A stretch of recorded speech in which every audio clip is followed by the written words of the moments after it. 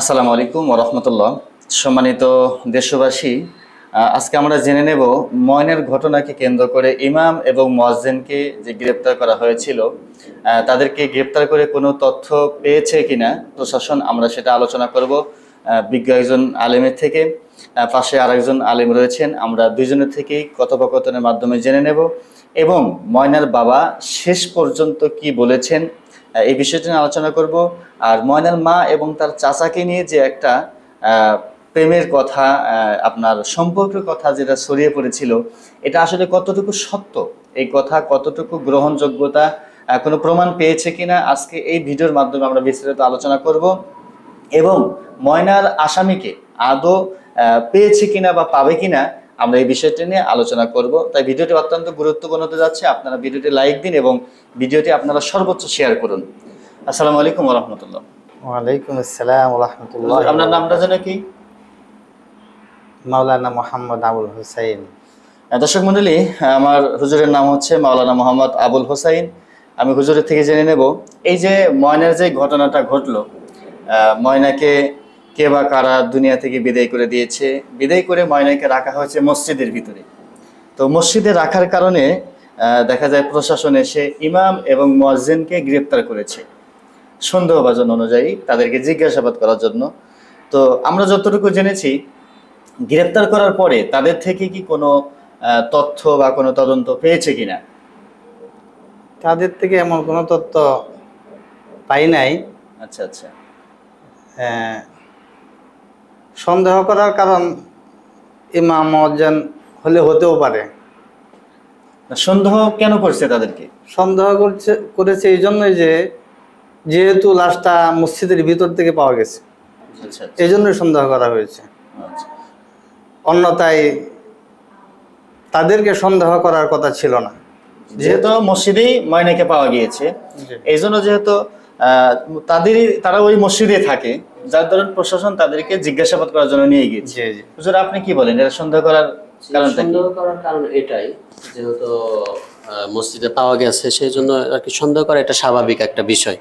তো আমি মনে করি যে আপনার ধরেন যে যেহেতু মসজিদের মধ্যে পাওয়া গেছে, এখন ইমাম আর মুয়াজ্জিন যদি খুনটা যদি করতো, হ্যাঁ করে যদি থাকতো, তো আমার মনে হয় যে তারা মসজিদে লুকিয়ে রাখতো না। কারণ আমি যদি একজন করি, তো আমি কিন্তু আমার রুমের ভিতরে কেসটা কিন্তু রাখবো না, হয়তো অন্য কোথাও রেখে দিলে হোক।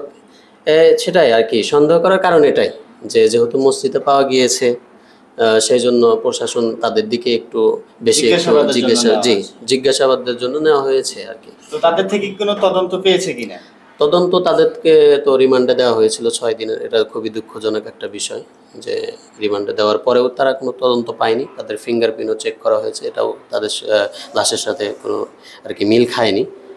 তো তারপরেও তাদেরকে এখন কি জন্য যে আটকে রেখেছে, এটা আসলে খুবই দুঃখজনক বিষয়। দর্শক মণ্ডলী, হুজুর বলতেছেন যে তাদেরকে রিমান্ডে নেওয়া হয়েছিল তদন্তের জন্য। নেওয়ার পরে তাদের ফিঙ্গারও চেক করা হয়েছে এবং জিজ্ঞাসাবাদও করা হয়েছে। জিজ্ঞাসাবাদ এবং ফিঙ্গারের মাধ্যমে কোনো আলামত পাওয়া যায়নি, অর্থাৎ এক কথা তারা নির্দোষ প্রমাণিত হয়েছে। তো হুজুরের কথা হচ্ছে যে নির্দোষ প্রমাণ হওয়ার পরে এখনও তারা কেন কারাগারের ভিতরে? শুধু এই দুইজন আলেমের কথা নয়, ব্রাহ্মণবাড়িয়ার সকল আলেমের একই কথা ছিল যে যেহেতু ইমাম এবং মুয়াজ্জিন তারা নির্দোষ প্রমাণিত হয়েছে, তাহলে প্রশাসনের কাছে জোর দাবি করব, অনুরোধ করব যে আলেমদেরকে যেন মুক্তি দিয়ে দেয়। তো আলেমদের মুক্তির ব্যাপারে আপনারা কি বলেন, একটু বলবেন? আলেমদের মুক্তির বিষয়ে বলতে গেলে, যেহেতু আমার মনে হয় যেহেতু কোনো প্রমাণ পাওয়া যায়নি তাদের যেহেতু কোনো প্রমাণ পাওয়া যায়নি, তো আমি মনে করি যে তাদেরকে খালাস করে দেওয়া উচিত। হুজুর কি বলেন? হ্যাঁ, তাদেরকে অনতিবিলম্বে মুক্তি দেওয়া জরুরি আমি মনে করি। যেহেতু সে দূষিত নয়, সেহেতু যত সম্ভব তাড়াতাড়ি করে তাকে মুক্তি দেওয়া দরকার। এখানে আরেকটি বিষয়, আমরা যে বিষয়টি জেনেছিলাম যে ময়নার মা এবং তার চাচাকে নিয়ে যে একটা গুজব রটিয়েছিল, এটা গুজব নাকি সত্য, এটা একটু আপনাদের মুখ থেকে শুনবো।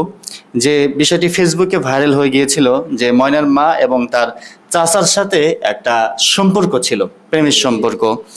এই ঘটনাটা নিয়ে কিন্তু প্রচুর পরিমাণে মানে কথোপকথন হচ্ছে এবং এটা নিয়ে প্রচুর পরিমাণে ফেসবুকে এক কথা প্রচুর শেয়ার হচ্ছে এগুলো।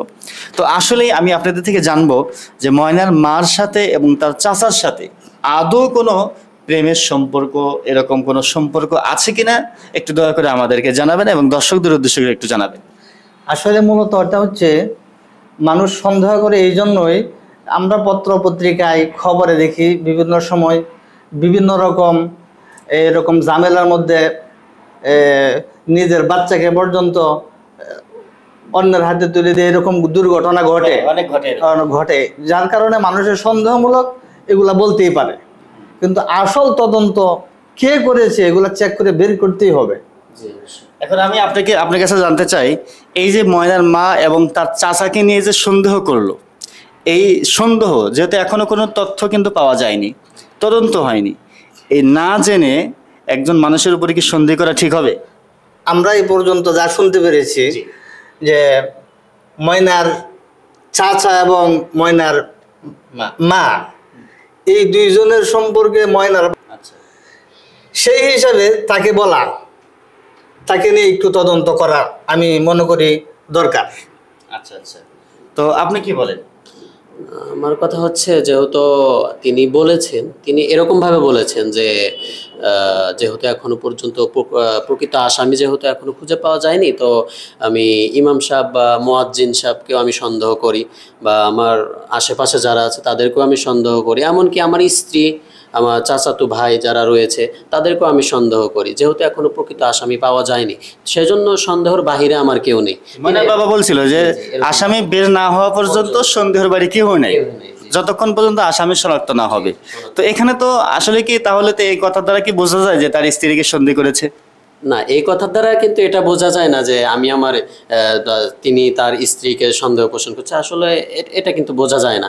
এটাও তিনি বলেছেন যে আমি যে এই কথাটা বলেছি, আমি কিন্তু এটা বলিনি যে আমি আমার স্ত্রীকে সন্দেহ করতেছি বা আমি আমার ভাইকে সন্দেহ করতেছি, এটা কিন্তু তিনি প্রকাশ করেছেন। ময়নার বাবা কিন্তু লিগ্যাল ভাবে বলে নাই যে আমার স্ত্রীকে সন্দেহ করেছি, আমার চাচাতো ভাইকে সন্দেহ, এরকম কিন্তু বলে নাই। তিনি বলেছে যে যতক্ষণ পর্যন্ত আসামি বের না হবে, শনাক্ত না হবে, ততক্ষণ পর্যন্ত সন্দেহের বাইরে কেউই নাই। হতে পারে আমার চাচাতো ভাই, হতে পারে আমার স্ত্রী, হতে পারে এবং ইমাম মুয়াজ্জিন হতে পারে। তাহলে এখানে যতক্ষণ পর্যন্ত আসামি বের না হবে ততক্ষণ পর্যন্ত সন্দেহের বাইরে কেউ নাই, এই কথাটা কিন্তু ময়নার বাবার বলা যুক্তি আছে নাকি? যুক্তি অবশ্যই যুক্তি আছে, অবশ্যই যুক্তি আছে, মূল আসামি এখনো বের হয় নাই। কিন্তু এই কথাটাকে কেন্দ্র করে কিছু সংখ্যক গুজব রটনাকারী আছে, তারা কি করছে যে এটা বলেছে যে ময়নার বাবা বলেছে যে তার মায়ের সাথে তার চাচার সম্পর্ক। তাহলে এই কথা কি ময়নার বাবা বলেছে কখনো? না, আমরা এই পর্যন্ত শুনি নাই, এরকম শুনে নাই। ময়নার বাবা বলেছে আমি তো বলি নাই যে আমার স্ত্রীর সাথে তার চাচাতো ভাইয়ের সম্পর্ক আছে, এটা কিন্তু ময়নার বাবা বলে নাই। ময়নার বাবা শুধু ওইটুকু বলেছে। কিন্তু ওই কথাটাতে ঘিরে কিছু সংখ্যক গুজব রটনাকারী তারা কি করলো, এটাকে একটা মানে প্রেমের সম্পর্কের সাথে, পরকের সাথে একটা জড়িত করে একটা তাদের একটা অপমান অবদস্থ হলো। তো এখানে তদন্ত ছাড়া কি কোনো কিছু বলা ঠিক হবে? না, এখানে তদন্ত ছাড়া বলা কিছু হবে না, যেহেতু তিনি এই কথা বলছেন না যে থাকে না কিছু কিছু সাংবাদিক, হলুক সাংবাদিক। ময়নার বাবা সেদিন যে কথাটা বলল যে ব্যারিস্টার রুমিন ফারহানা যখন ময়নার বাড়িতে গিয়েছেন তখন বলেছে যে আপা আমার আর বেঁচে থাকার ইচ্ছে নেই। দেখেন একজন মানুষ কত কষ্ট পেলে এমনটি কথা বলতে পারে যে এই সময় আমার মেয়েকে হারিয়েছি, আমার মেয়েকে হারিয়ে আমার মেয়ের শোকে আমি কান্না করব, কিন্তু আমি আমার মেয়ের শোকে শোকান্বিত কান্না করতে পারছি না, বরং আমাকে আরো উল্টো দোষারোপ করতেছে, আমার ফ্যামিলিকে দোষারোপ করতেছে এবং আমি আতঙ্কের মধ্যে পড়ে আছি, না জানি কখন আমার উপর কি হয়। এই যে ময়নার বাবা যে কথাটা বললো এটা কিন্তু অত্যন্ত কষ্টে দুঃখে বলেছে, কারণ এই সময় তার মেয়ের আসামি সে চাচ্ছে কিন্তু পাচ্ছে না। আর এই সময় যদি তার ফ্যামিলিকে নিয়ে একটা এই ধরনের গুজব ছড়ানো হয়, অপবাদ দেওয়া হয়, তাহলে সে তো এমনিই মানুষ হিসাবে নিস্তেজ হয়ে যাবে। তো ময়নার বাবা বলেছে যে আপনাদেরকে অনুরোধ করে বলি আপনারা এই ধরনের ঘটনা কেউ বলবেন না, কারণ তথ্য আপনারা না পান। তো আমাদের কথা হচ্ছে যে আমরা যতক্ষণ পর্যন্ত এই ঘটনা ময়নার মা এবং চাচার সাথে যে সম্পর্কের বিষয়টা আমরা যতক্ষণ পর্যন্ত প্রশাসন যত অবশ্যই আছেন ওনারা তদন্ত করতেছেন, তদন্ত অনুযায়ী যতক্ষণ পর্যন্ত এটা বের না হবে ততক্ষণ পর্যন্ত আমরা এই বিষয়টা বলবো না। এগুলো ইসলামী দৃষ্টিতে একটু গুনাহ হ্যাঁ, হয়। যতক্ষণ পর্যন্ত সেটাই। মা এবং চাচার বিষয়টা সম্পূর্ণভাবে ক্লিয়ার না হবে ততক্ষণ পর্যন্ত তাকে বলা যাবে না। এটা গুনাহ হবে। কারণ যদি আমরা এই কথাটা বলি তাহলে আমরা গীবতের গুনার মধ্যে লিপ্ত হব। আর গীবত তো বড় ধরনের একটা আর গুনাহ। গীবত মায়ের সাথে 36 বার জিনা করার সমান। নাউজুবিল্লাহ, নাউজুবিল্লাহ মিন যালিক। এজন্য আমরা খুব সতর্ক অবস্থানে থাকব যেন এমন ধরনের কথা আমাদের মুখ থেকে বাহির না হয়। তো আমরা দিন শেষ ময়নার জন্য একটু দোয়া করব। দোয়া করবেন তো ইনশাআল্লাহ আপনি? ইনশাআল্লাহ ইনশাআল্লাহ। জি ইনশাআল্লাহ। ময়নার জন্য একটু খাস করে দোয়া করবেন, ওর বাবার জন্য একটু দোয়া করবেন, যাতে করে ওর বাবাকে ধৈর্য ধারণ করার তৌফিক দান করেন এবং ময়নাকে যেন আল্লাহ তাআলা জান্নাত নসিব করেন।